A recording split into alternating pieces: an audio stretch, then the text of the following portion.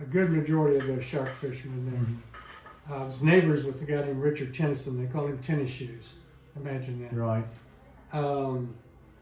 But when I hitchhiked to the beach, my surfboard had my 10-foot Calcutta cane pole that I built. Now, did you sex the Calcutta? I did not. Because you know there's male and female. Well, I didn't know that until years later. Right, the joint, yeah, the length of the joint The only thing I knew was to find the spine. the spine. Mm-hmm.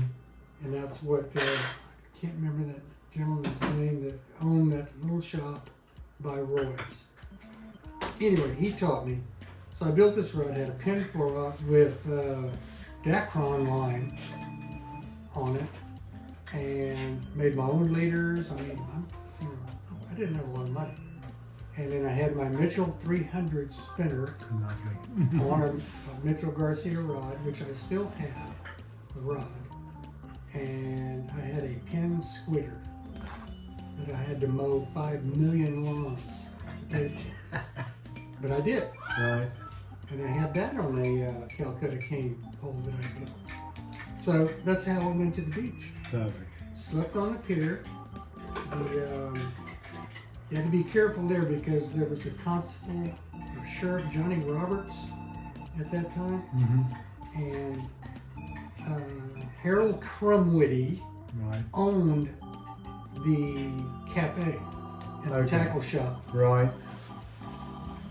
Which was, later become Michael Mays. But Harold, as much as he liked our business, he would call Johnny Roberts, the sheriff or the constable, and Johnny would come up to the pier, and if you were sleeping on the pier, if you were fishing, you were fine. But if you were sleeping, he would have his deputies escort you off the pier. And of course, as soon as they left. I heard Ralph Wade told me a story about fishing the pier, and if anyone was asleep, they'd cut their line. Well, and that was not unknown. That was not unknown. So during the day, in my waking hours, if I wasn't surfing, then I would be tarpon fishing. Well, what era are we talking about? I'm talking about mid-60s to mid to late 60s. Were they still bringing swordfish up in them days? I saw one swordfish. Right. One time, and it was a guy from San Antonio, a Boy Scout.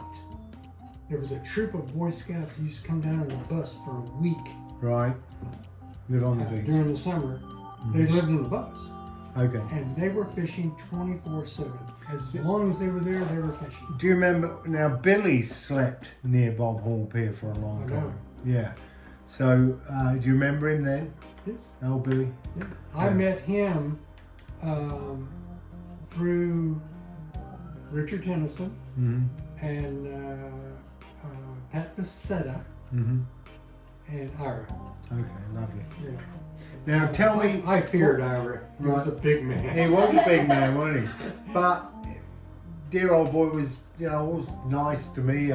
He was lovely because, and the reason that he and I got along, number one, I caught tarpon and gave that, and this was back before conservation. So I now, going to hell, they would take tarpon. Oh yeah. Chop them up into chunks, double hook them, drop the leader over, and if I didn't have, there was not a small 1 or 2 man raft available, then I would paddle. You'd paddle baits. Crazy. I'm sitting with 3 shark baits. Right. And as soon as I would get out so far. And these were big J hooks. If you'd have fell on them, you'd have been in big trouble. Oh yeah. And I'd get out so far, and you know about how far they wanted to go. And then I turn around, baits, blood just streaming. I've got blood on me. Never gave it a thought. Did you ever get approached by sharks? Did you ever see any close? 2 sharks in days apart. That was it. One was a hammer, right, which got my attention because I'd never seen a fin that big. That big. I know, it's ginormous. I went in the water to land a hammer for Byron Knowles, and it was the first one I'd seen. and I'm standing there with a loop, and this head come through the water. I just couldn't believe how big the tabs. They're huge. Yeah, they really are. So I would paddle these guys. I paddle them out, then I turn, rotate on my surfboard, and I knew who was number 1 bait, number 2, number 3, depending on how many I had. I could carry it. So why would you do it? Would they pay you for They this? would pay me $5. So I was a rich. So every bait 14, cost 15, $5. Every bait was $5. And you were prepared to chance your life for a $5 bill. $5 Good for you, brother. So, So I would normally leave the beach richer with more money than I came onto the beach with. If I, like I said, if I had $5, it was a miracle. that's a lot of money then. And I hitchhiked. How much were you getting for a Calcutta rod back then? I paid. Well, the first one was a gift from not Ed. Ed owned the shop where Wind and Wade was. That was H&H Sporting Goods. Okay. So No, maybe it Frank, was. right? Frank, yeah, Frank owns it. Wind and Wade. Maybe it was Ed's tackle shop there where Okay. Roy's is now. Little bitty place. But he had a great selection of Calcuttas, and it's the first time I ever saw a Hornell. Oh, wow, Oh yeah. my God. And I said, I can't afford this. You know, I don't even. Do you know David McKee? Yes. Yeah, I gave him a lot of stuff last week to go Yeah, he's to a the huge museum. collector now. Oh, he is. He actually built me a beautiful walking stick. Let me show it to you. Really? Yeah, I'll show it to you. I did some scuba diving for David McKee. So me and Lou McKeechan have got one of these. I'm going to put a reel on mine so I can outsmart him. But David made them. Isn't that lovely? Oh, you're gonna like this. I've got 2 or 3. I've got 2 old solid fiberglass Delmar rods. Oh, really? I'll never use them. One's got my original 209 on it, pin 209. Is that made by Delmar the... Delmar Tackle. Yeah. Yeah. Now the thing is that is a museum in Port A, and what I did is I donated a lot of stuff to David, which he's going to give to them. And so I had so much stuff that I wanted to give, and one of them was a big Calcutta rod that Lou McKeechan gave me, who's the guy who cast over the Astrodome. So I donated that. That's how I remember that name. That's right. Yeah, and now he's related to Dave. I didn't know that. Yeah. The time before that I really spent any time with Dave, I just he was, remembered I paid $12 or $15 for that Calcutta. awesome. And it was 14-foot rod, but I wanted a serious tip on it since I was fishing for tarpon. Mm-hmm. And I didn't want some little. So you'd go on a pier with like a 13, 14 foot rod? Well, no, I cut it down. Oh yeah, I okay. cut it down to probably a 1/4 to 3/8 of an inch Okay, diameter. right. And then Ed, which that was the name of the shop, sold me all the guides Okay. and the tip. Now I remember Billy, he had a couple of Calcuttas that he'd wrapped in some canvas and he'd got them covered in linseed oil, I think. He was maturing them or something, and he said they'd been there for like 4 or 5 years when I mean, he'd never even used them again. But there is a group from Houston that comes in that does use Calcuttas on the beach even today. A whole lot of them all use Calcuttas. So that's interesting you were talking about, did I sex the rod? Yeah. I have no idea. But I knew the spine. I mean, that's what Ed told me was. Did you know they used to correct the spine as well? Like if you fished for a week, Yes, you did. Yep. you'd turn it around and hang it the other way or something. Yep, and I had, because I was a scuba diver when I was 15 years old here Wow. from Jim Copeland. And that served me well in the Navy later on. But Ed taught me, he said, now the action is change.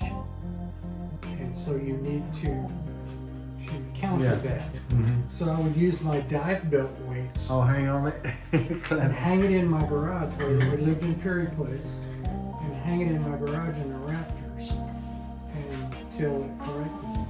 Give me what's the most exciting thing that happened to you on that? Oh the my wildest thing. So, or the biggest fish you ever saw there? The biggest fish was well in the water was a hammer. The next biggest fish. Breakaway. The next biggest fish was probably No, the gas stations do. almost an 11-foot bull shark. The stripes. 11-foot bull. Almost. What a beast. Short. And I think that either Ira Loveday or this guy Smokey, whose name I can't remember, caught that fish. Now, And then they would take him to the end of the pier and they had a huge hanging. right, to get the place, and they would, pictures. you know, put their sharks. Well, Ira's still got some of them pictures online. If you got I've Ira seen Loveday, yeah, you can see that stuff. But the thing that intrigued me is they would take the corpses of them fish and just dump them behind the dune line. dunes. So somewhere there, now they moved Bob Hall Pier between now and where it was then. But somewhere behind that dune line, there's going to be a colossal amount of shark teeth. Yeah. And Likely. do you know what I mean? So Well, they would normally, I say they for the most part, draw them out. would draw them out. Ira told me he'd dumped some there and they've still got the hooks in them. Wow, that's interesting there. Yeah, I was thinking, I mean, if you could, I think it's, I never saw. I knew they took them back there, yeah. but I've never owned a shark tooth in my life. No, it's weird that for some reason I thought, well, they've got to be a ton of teeth in. And I would not be surprised Yeah, if yeah, there were. yeah.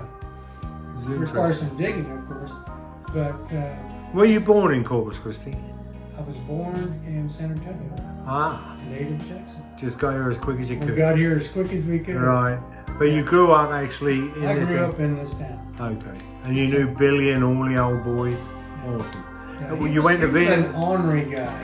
He right up till the day he died. People, I mean, he's very sweet if you knew him. Like he'd go bird watching with me, but I knew he'd call me an arsehole if he saw me on the beach. Yeah, he was about as salty as I am now, so that's Yeah. fine. But, Yeah. I liked Billy because He was a star. we didn't hang out. I didn't have a lot of in-depth conversations, but I learned about what was going on in Vietnam, and I knew this, that eventually when I got into college, got out of King High School, into college at Del Mar, that I was going to be at the beach more than I was going to be in class. And that's exactly what happened. So my first semester, for a second semester, I was on scholastic probation. But I need it. Right. If there's surf, if there's waves, Oh no, you're gonna be there, I'm I'm sure. at the beach. And by that time, I had a car. Isn't it great they named a road after Billy? I think it's outstanding. Yeah, he Probably deserves should that. be doing a lot more. I like that they have the beach cleanup. I think that's a wonderful thing. Good. We tried to participate, we could not this year because of older mother issues, so we're dealing with that. And that's fine. But yeah, the beach is my refuge. I've been going to the beach since we moved to Corpus. Good. Now, tell me your full name again. Oh, my name is Bruce Steele. Bruce Hill, and Bruce come to me today. This Texas magazine has got a big article on this issue going on with the National Seashore, which I thanked him for. But I wanted to get some of his history down, because you all know that I love collecting these stories. Thank you, Bruce. Quite welcome. Appreciate Enjoy it. that. We will. As the information as presented is very, very well written. It is. It's not really blowing the horn for Penn's management, Right. but it's not Kicking them too bad. It's not kicking them too bad. They had a chance, Right. but it's it's an informational. Okay, article. yeah. I would. As a matter of fact, I think I'm going to get a hold of Texas Monthly and say, here's your next article in one of your next issues. you need to cover this. Right. And because when those people dig, they dig. Right. Good. It's you know, blood and guts, whether there's blood and guts or not, Right. they're going to find out. Good. I would love to see an article about the current ongoings. Yeah, the situation. National security. Oi! All right, mate. It's crazy, isn't it? You know what it is? It wants my attention. That damn bird, we think is gay, which is okay. He chases you around He the shop. chased me around the shop like a dog.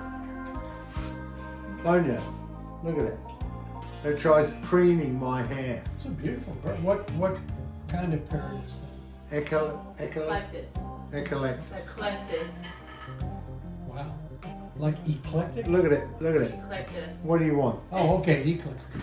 What do you want? They're from like northern Australia, Yeah. New Guinea. They're not. They haven't got feathers. They got like. Well, they have got feathers, but there's something about it. But look, They've got oil glands, so that's why his feathers look so different. Wow. isn't that awesome?